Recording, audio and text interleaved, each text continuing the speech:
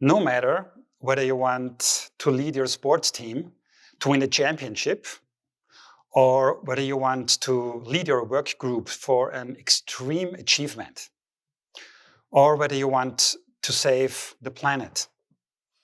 Your leadership will make the difference between winning and losing, or even between living and dying.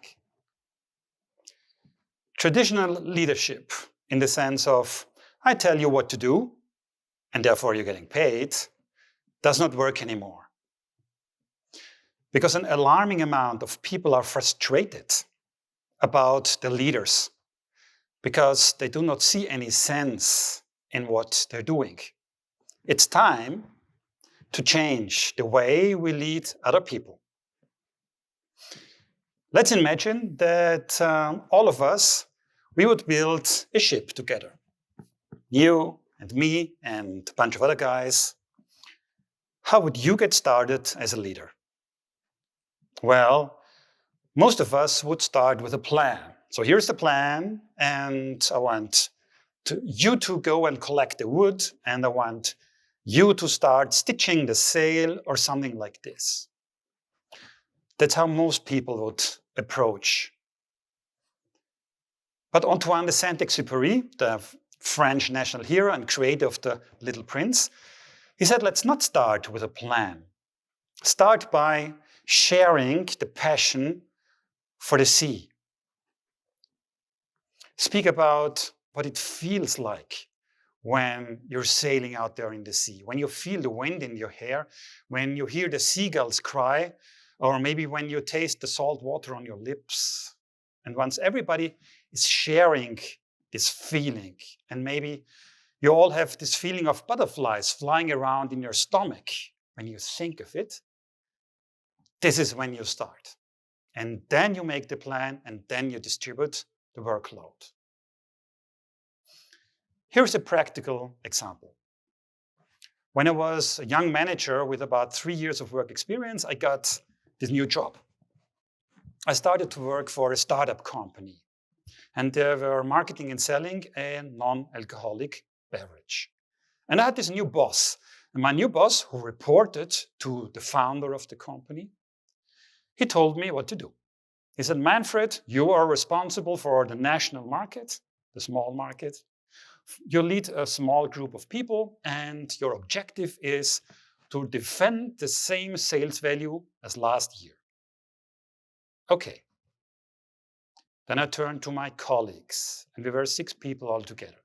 And I asked them, so what do you believe we can make out of this brand in this country? And after a bit of a discussion, one of them, an old salesman, he said, gentlemen, you will probably laugh at me, but I had a dream. I had this dream. The dream was about the future. And all of us, more of us, we were sitting in a conference room. And the door would open, and in comes a person wearing a suit and a tie. And this person says, hello, my name is Mr. So-and-so, and I come from a research company. And today I will present to you that you have just overtaken Coca-Cola as the #1 beverage brand in this market. And the old salesman continued, well, you will probably laugh at me, but this was my dream. And he was absolutely right. We did laugh at him. It was simply not realistic. It was too far away. Coca-Cola had like 100 years more of history, 30 times more people, dozens of times more sales value. And yes, we laughed at him, but somehow there was something in it. And when I later thought about it, I started getting goosebumps, because a couple of years later, our business was growing. The marketing worked very well, and we were working very hard. And after a couple of years, I started talking to the colleagues about this again, about this dream of the old salesman. And more of us thought like, it's not totally unrealistic anymore. So I asked them, just imagine, this would happen one day. What should we do then? What we should do when we overtake Coca-Cola? Well, we should party. Okay, then let's party. How do you want to party? Can we go somewhere else? Where would you like to go? What about a party island? Okay. Which party island would you prefer? Well, why don't we go to Ibiza, which is so well known for the great parties there? Okay. And just imagine this would happen. How would you like to celebrate in Ibiza? Well, somebody was coming up with the idea of the party boat. And I asked them, what should the party boat look like? A catamaran? Yes, catamaran. For all of us, with a big sail. What color should the sail have? White, and so on. We'd start talking about what it would be like to celebrate together. And after a couple of years, I went like, well, if we accelerate one more time, then I think we're gonna get there. And from that moment on, really all of us wanted this to happen so badly. All of us, marketing people, salespeople, people in accounting, people on internships, the Wings team members, about 50 people.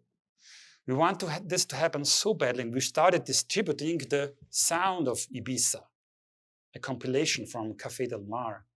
So we're listening to the sound of Ibiza when we're driving around with our cars. And some of us wanted this to happen so badly that we were talking our relatives out of drinking a single can of Coke this year because it could make the difference. And at the end of the year, we were sitting in this conference room, about 50 people. And the old salesman, he was still with us. We were sitting in the first row, and he did not know what to expect. The door opens, in comes a person with a suit and a tie. And he says, hello, my name is Magister so-and-so from the Nielsen Research Company. And today I will present to you that you have just overtaken Coca-Cola as the #1 beverage brand. And I was watching the old salesman sitting in the first row, and the tears were shooting out of his eyes, almost washing away the glasses on his face. This was his dream coming true in that moment. And the whole room went wild. And they were singing, we're going to Ibiza, we're going to Ibiza. And nothing was in control anymore. And in the end, yes, we went there. We went to the party island of Ibiza. The party was wild. It was a fantastic experience. It was a lot more expensive than I had expected, but that's a different story. What stayed with us was, from the moment when we all had the same feeling, like the butterflies flying around in our stomach, when we were thinking of achieving this mission, from that moment, it was unavoidable. How can this be? Why can this happen? Well, there are a number of explanations. If you ask a psychologist, Viktor Frankl, he would say, of course, this is normal. Because people need to have a sense. And if they have this a very strong why, this why can carry them even through the most difficult how. If you ask a neuroscientist, he would say, of course this works, because our brain works that way. Because there's a spot in our brain where we make decisions, and this spot is quite close to where we have our feelings, and far away from the spot where we do the analytical thinking. And therefore, if you can approach the feelings of people, you can influence their decision-making. And if you ask a chemist will say, of course, this works. Because if you achieve something together and you celebrate together afterwards, there are some hormones in your body released, and this is like a reward to your body. And you feel happy, and you want to get more of it. For me as a global manager, I can only say it does work. Because after this success in the national market, and of course we speak about Red Bull, the energy drink, we started distributing the brand all over the world to more than 160 countries. And in some of them, we were extremely successful. In others, not. Why? It's the same product everywhere.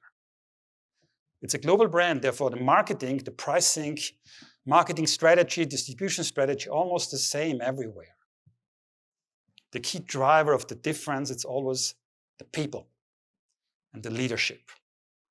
So whenever somebody in the leadership team made it happen, that the team were feeling these butterflies flying around in the stomach when they were thinking of their work and their missions and their achievements, then they were winning. And if not, they were losing. So, for you, whenever you want to lead your sports team to win the championship, don't start by telling them what to do. Start by speaking about how it feels like once you win the championship, once you hold the cup in your hands, maybe how you'll celebrate together. For you who want to lead a work group to extreme success, don't start by telling them what to do. Start by how it will feel like when you together share the success of your efforts, and maybe how you will celebrate. And for you, if you want to save this planet, don't start by telling people what to do. Start by speaking about your love for our planet and how unique and beautiful it is. So let me end with the words of one of the most inspiring leaders in the history of mankind, who really gave millions of people the feeling of butterflies flying around in their stomach. Dr. Martin Luther King. He did not say, here's the plan, and this is what I want you to do. No, he said, I have a dream.